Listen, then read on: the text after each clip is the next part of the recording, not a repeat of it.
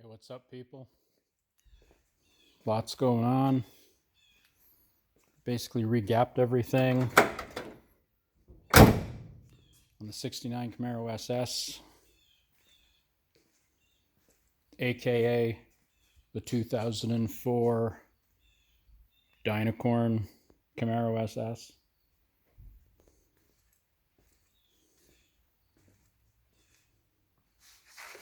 People really seem to like these headlights now.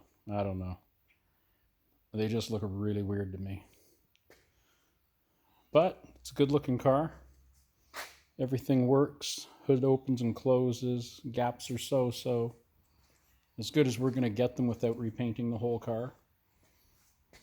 The paint on this thing is real nice. So we're just going to airbrush in a few of the little chips and spots, clear coat it. We're going to do that at a later time. All we try to do here this time around, is make it so that everything opens and closes. So the car's usable, everything works great.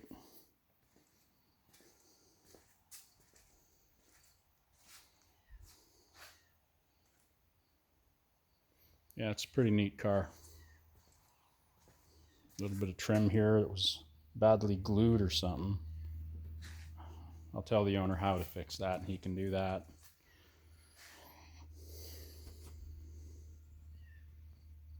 So if you've ever questioned on whether you could make a half-decent car out of a Dynacorn shell, this is it.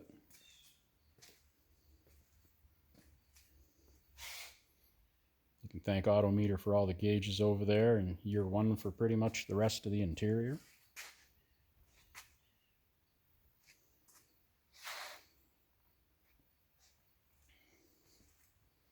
There's three little dings in the car.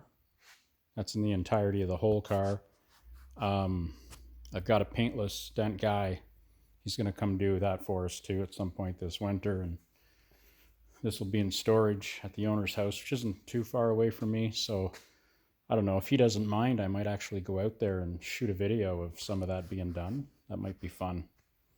Yeah, there's a scratch here somewhere this winter. In the fall we'll fill that and make it nice. And we'll just have to airbrush a little bit of green and play with the metallics and pearls a little bit in the clear. Maybe do that on a second coat. Again, airbrush, and then we'll clear it in. Hopefully it'll buff in okay. It's got a pretty good reflection too. You can almost see another F-body car in the reflection, which makes sense because here we have a 1968 Firebird. And this car, other than the lower quarters at the back, which have had a little bit of work, this car is all original steel. Rockers are all original. Look at that. So the car was repainted once, and a little bit of work was done. He's rocking a 350 Pontiac in it. It does have some work done and a mild cam, and my goodness, what a torquey little motor that is. That's a great street motor. And again, people talk about a lot of horse and this and that and whatever. Make sure if you're building something that you're going to rip around with.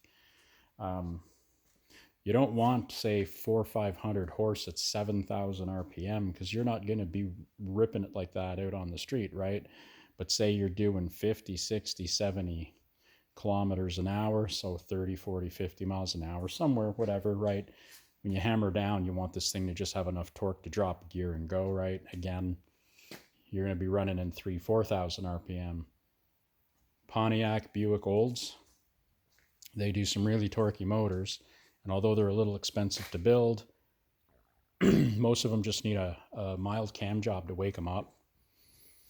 This one has headers and a high-rise intake here. As you can see in Edelbrock, it's got a Brawler carburetor on it. Runs good, starts good, idles fine. Lots of go. So today we're just working on cleaning things up where we had shaved all the paint off. We sanded this right on the edge, so that's like a flawless transition. all the paint that was on the flat surfaces was full of small solvent pop. And it didn't seem to be adhering to the car very well, where anything down on the sides were super tight. So he just wanted a repaint, but the flat surfaces weren't, well, you couldn't guarantee that they'd be good. And I mean, you can't guarantee much anyway, but the reality is that's all nice and solid and clean. I don't see that going anywhere. Nothing is failing. That's going to be a scuff and pretty much a repaint. But the tops, we basically took it down to the layer of primer that was in between the white paint and the original green. Now here we sanded it down and made it nice and smooth, and you see the green, the original green popping through. So what we're going to have to do is probably take a 2K DTS primer, which is a bit of a high build, and we're basically going to spray the top, feather it down into the body, and then when we sand the body, we'll kind of block machine it, and that'll blend right in, just, you know, to catch all these edges and stuff. And I think that'll look all right. Still got work to do up on the middle of the roof. That little bit of white that's still stuck, that sands off super easy. You just don't want to scrape too much off with a blade because you'll end up putting a bunch of lines in it. So we'll sand those off, and then when that's done, the paper will be a little bit duller. We'll come into this primer and basically crisscross.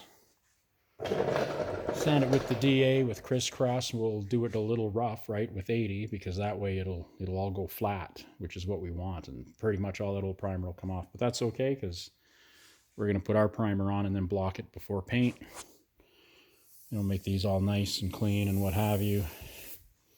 So this sail panel had pop up in the top, so we scraped it all down, and somewhere midway it got rock hard and you couldn't get it off anymore. But we went ahead and we brought it down as far as we could to keep this plane all nice.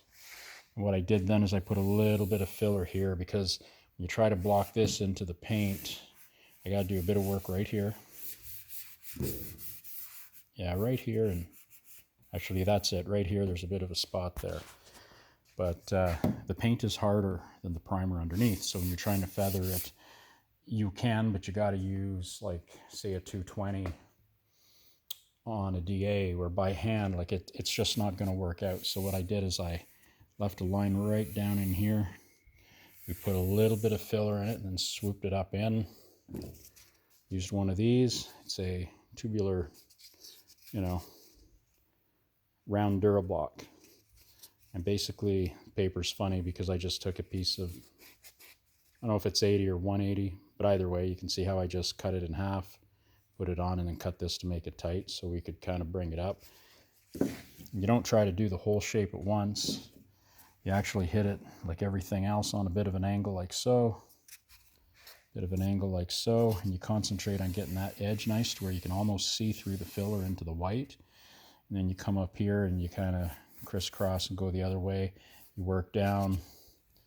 Then what I did, once those looked reasonable, is I came through here and blocked it all to create a little bit of a straight line. And you don't want to overdo that, just enough that you have no lows.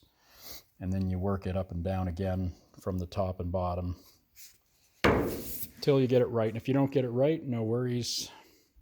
Put more filler, do it again. And the cool thing, when you got primer on it and it's stable and nothing's doing anything weird on you, ouch, run a bead of primer here, which is all going to end up on the floor, but you do that and you can look down it and you can see how nice that is, because this panel's nice. So if we have wobbles somewhere, it's going to show. This car is very, very straight. The gaps are okay. The way the doors sit with the fenders is so-so. We weren't going to get into too much of that on this one, although I really want to. I'm really fighting the urge. We have that classic gap that a lot of them have here. You can see down there where it's in a bit, so we could technically tip the door, but this side, the pins have a bit of slop. We're going to change them first. The other side is close enough. We're going to leave it alone. Trunk lid is nice. It's a little off at the very back, but with the spoiler, it kind of, you know, it doesn't matter. This is one of the few where, although all these cars, the corners here sit higher than the fenders, this one's not bad. Here, when I push it down, you can see they all sit like that. I'm leaving it alone. It wasn't something that stood up on the car when the car was good looking and shiny. So this has to be scuffed in by hand. I used a block with some 180 that was a little dull and hit this edge to get it in here. We're going to Scotch-Brite that hole inside, and we're going to have to somehow, we might even go right on the edge of this lip into the corner and tape off the engine bay, so when we prime it, we can prime up and just overspray so we can catch all this edge and again blend it into the panel. Then when we block it, you sand up, you sand out, and you do this by hand at the end just gently so you don't break through the primer. So, you know, you just have to kind of plan it and think about it, and you should be able to do it. And if you do break through anywhere, it doesn't mean you can't spray a little bit of one shot, or, you know, if you got a little bit of primer, mix some up. If you got to, you got to. Same with up in here. This had some gouging in it that was a little weird, so we got 90% of that out, and it actually feels pretty good. There was some chips up here, but there's a bit of white in here, so I gotta, well, you can see how it's all sanded nice here. For some reason I didn't do right here, so we'll have to do that, and then the rest of this we'll Scotch-Brite in as far as we can, and when we prime it, that'll stick really well. Protect your glass when you can. If I hit it with a sander, I'd lose my mind. By the looks of the sealant around the back and front window, I don't think they've ever been replaced. Now this one has a significant chip in it with a few little cracks, and if it were me, I'd change it. But the owner can do that at a later time. We have the trim off, the paint's going way down in here. It should not be an issue. If you get a little peeling or weirdness, I mean, by the time that comes out, you know, the car is due to be done again. So we should be good there. Strip most of the stuff off so that the paint goes underneath parts. Now on this side, I didn't come down the panel when we stripped the white paint off. We basically just came to the edge and a little bit lower. So here you can see where I got filler, and it's a little rough. I started working on it already, and what I did is I did this plane here. I used a small hand block, and I came off like so. I just overshot the corner. Could be a touch low, but we'll do it from the top, from the bottom up now. Kind of come up and over. Keep the whole thing as flat as we can. We're not going to worry about that edge. We're just going to keep working this up into the edge, and then we'll kind of chase it. If it lines up, it does, and if it don't, we can fill it, and then we can run a piece of tape. And anyway, if I got to do that, we'll do a video on that because that's hard to explain. But I think that's going to be, looks like a low spot here, but I don't think it is. Could be. We'll take a little more down. You can see how the shapes, you know, you can see there's a bit of metal almost showing through here. So this is as far as you can go. Transition's pretty nice. Once we bring this up, then we can refine this gently by hand and, you know, maybe say use, how would I explain that? Right between these two fingers, you got a hollow spot like right here in your hand. Right, little piece of paper,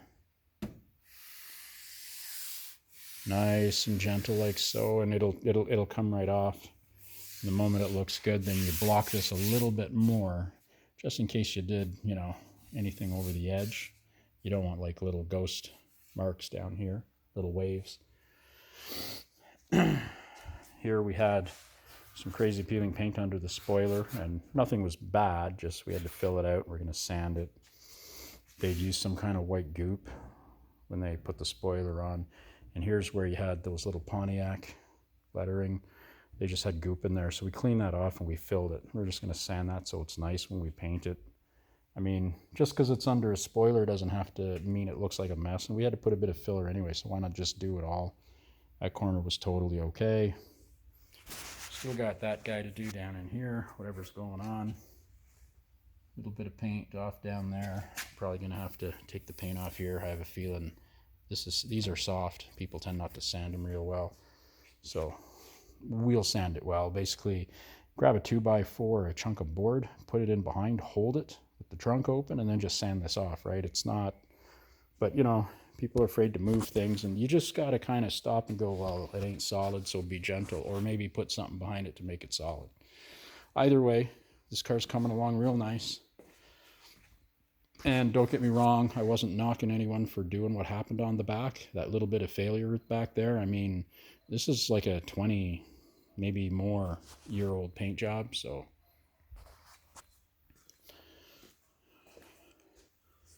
If you do this and you do all your body work, remember this is all dirty and nasty. There's going to be a point where after primer, we'll block the primer, but we're not going to send this into paint with this on it. We're going to pull all this crap off, clean everything really well, clean the whole car after it's sanded, blocked. I mean, I'm talking we're really going to clean it. Put fresh paper on, fresh tape. Now, when I tape to paint, you just want it on there so that nothing can go through, and you want it tight. But what I did in this case is I got this green. I went all the way around the edge, and I went past so it would fold over. I went with this wider red, and I also went over and folded it over with the paper, with that wide red stuff. Same with the orange. I used 1.5 inch there. And then what I did is I took the cheapy yellow stuff. Well, this isn't a cheapy stuff, but it is a yellow tape. It's real sticky. It's hard to get off if you leave it on. So it's on top of other tape and paper, but that is, it's heavy. It doesn't cut and sand through. So you basically have like 3 layers of tape, this one being fairly thick, because if you hit that edge, that's going to give you issues later. That's where windshields crack. So we put a lot of that on just to protect it. Like if your sander comes down, it'll kind of bounce off the paper. It might even rip the paper, but it should protect the glass. I mean, unless you're like a complete Viking when you're doing this and brap, like, I mean, you know, you're not using a grinder is what I'm saying. Like we're getting into sanding. Be careful, right? Be careful. But if you do go in under here, you don't want stuff hitting this edge, right? If you got to sand up in here, whether you use a block or whatever we do. So if you do hit the edge, you know, 3 layers of tape, you're probably not going to eat through it. So you should be fine. Well, this should be covered, but we'll cover that shortly when we start sanding everything else. Right now, this is just to protect, you know, because this car had beautiful nickel on it. It's even better than that car. And that car has like, you know, newish aftermarket nickel on it. This one has what we think is old, but I think this car was a garage kept car most of its life, even before its white paint transformation years ago. But anyway, so we're working on today. I suppose we could rename the channel F-Body Garage at this point. I've got a 69 Firebird on the hill that we're going to build later this year, maybe started in the winter. I don't know when, but at some point it's coming down the pipe. You know, it'd be kind of cool if I had a bigger shop. I could park it in here beside these two, and then I could grab my 79 Firebird, which is my personal car. I could bring that in, and I mean, I've always got at least 1 or 2 of these, 3 of these on the property, and it just seems like, yeah, it's awesome. I get to work on these. I like these cars. But anyway, that's it for today. We're having some fun. We're working on F-bodies. I like the Camaros, but I got to be honest, my favorite bumper, if we're going into the first-gen bodies, is the 67, 68 on the Firebird. Just the way it is. It's a good-looking bumper. The back bumper also looks nice, and it has a license plate cut out, and it has some form. The 69, what I do like, what everybody likes, the way they did the body lines, you can get fatter tires on the back. Mind you, he still has room back here. Car should be lifted a bit. Problem with these tires isn't so much the width, but they're almost too tall. Anyway, what I don't like about the 69 Camaro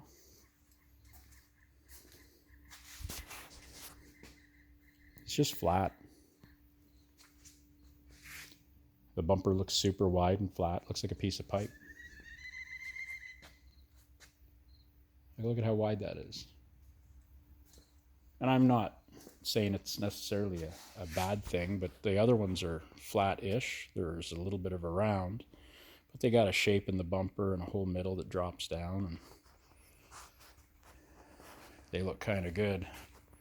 Just, yeah, the rear end of this car. And then you've got these, I don't know if they're trying to copy Ford taillights. A lot of Fords did that, but so did some of the Mopars. Not a big fan of the tail on the 69 Camaro. I do like this tail, and then of course the Camaro in this older body style just had the blocked lights, but I mean they're pretty good too because they got that nice bumper below them.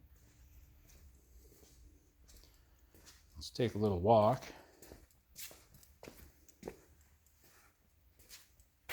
Way back here where nobody goes. Yeah, so that's like a badass bumper slash grill. And then this bumper kind of tips up. Like, it gives it a little bit of shape and dimension. So I kind of like that. I like the 69 because of the fenders. But the 67 and 68, I mean, look from the front, that's awesome. That's amazing. Love the car. From what I understand, the chassis and roof line is the same. But what they did is, you can see how the fender is popped out, where when you look at the older ones. And the Firebird and Camaro is the same in 67, 68. As far as I know, the fenders, I've taken these cars and put Camaro fenders on, and we just cut them in a way that we could save the vents. Or the fins, the shark fins, the gills, whatever you want to call them back there. Where the Camaro just doesn't have those. And I'm told some of the early 67 Firebirds don't have them either. So if you can't get a Firebird fender and you want to keep these and all your chrome pieces are in nice shape, cut your quarter right down here, join her together. It is doable. Now some people just restore it without them. And then people just think you have an early 67. Because I'm told they don't have that. All the ones I've seen have had it, but all the ones I've seen have all been 1968. So I like the Pontiac. I kind of favor Pontiacs. It's just a preference. I mean, I like them all, but the taillight that fits in there, I mean, that is just cool. Can't deny that. But yeah, what a good looking car that is. The white and chrome, and then those black with the silver strip wheels just suit the car. Like, this is, oh, I love that car, even without the front face on it. That's just a badass looking car. And this is also truly a badass looking car.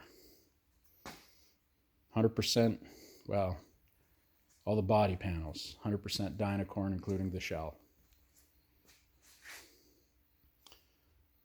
Good and bad of Dynacorn. Things like this. Hood's a little too pointy. You can see where it chipped it out. That should have been split and shrunk and shaped a little bit. But this car being a car to show off the panels as they are, they didn't do all that. There's a little bit, gosh, everything I touch is dusty. But there's a point here that kind of protrudes. And of course they rubbed because someone had it all together and it wasn't lined up very well. You can kind of see it good on this one, I think. How the point off this piece and that piece, they both protrude. So you can kind of knock them in a little bit and play with them to make them look original. Or you can put a little split in them, close them, put a little tack of weld, make a nice round corner, file it off. Just for fitment, right? A lot of aftermarket hoods, the gap seems to get tighter by the corner. It's almost like they curved them a little too much. But I mean, they're reproducing this stuff, so give them some credit. It's hard to do this, I'd imagine. They fit pretty good. That would have had to have been done before it was painted, but because of the history of this car and how it was put together for the Autorama shows, the idea was they wanted to throw the panels on the car and leave it alone. Now I was told that the body shop was only allowed to do extreme body work and fill work here where the roof skin joins the quarters. There's a couple little things that were left in the car. Now I'm going to try to catch it on the camera if I can. Look at the front fender and down the door.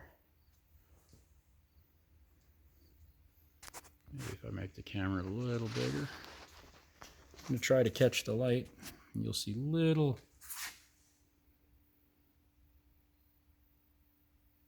you should see little tight wobbles in the shine. And they don't look like dents because they're not dents. They're from when they make the panels. If you've ever sanded down a panel, an aftermarket panel, I can see it, but the camera's not picking it up real well. It's almost too reflective and it's focusing on the reflection. There, if I do this in and out, you can almost see a few little wows in it. It's basically the whole fender is slightly riddled with little wows. And a lot of people go, must be in the paint. But I mean, look, I'm saying 9 out of 10 people would never see it, even if they were looking for it. but it's there. And basically what it was, panels probably came with some EDP, body shop scuffed them, they basically primed the car, and they called it a day. So either the fender or the door is a little weird right here. We could fix that, but we're not gonna, because we're not repainting this car. That's one we're gonna live with. Everything opens and closes and works, so we're pretty happy with where it is. The body lines match up this way. As you can see here, everything is pretty much flat except right up there. Like I said, that other one, I think I showed that. It wasn't perfect either. It wasn't that bad, but it was a little bit. So what else about Dynacorn? You can see a little bit of a out right here.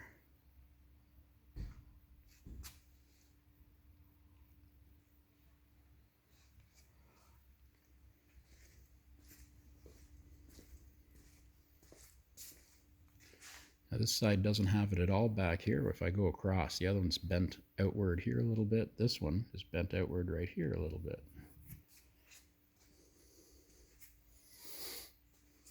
Now this was their show-off prototype body, right? So if you buy this car now, I'm sure all that is gone.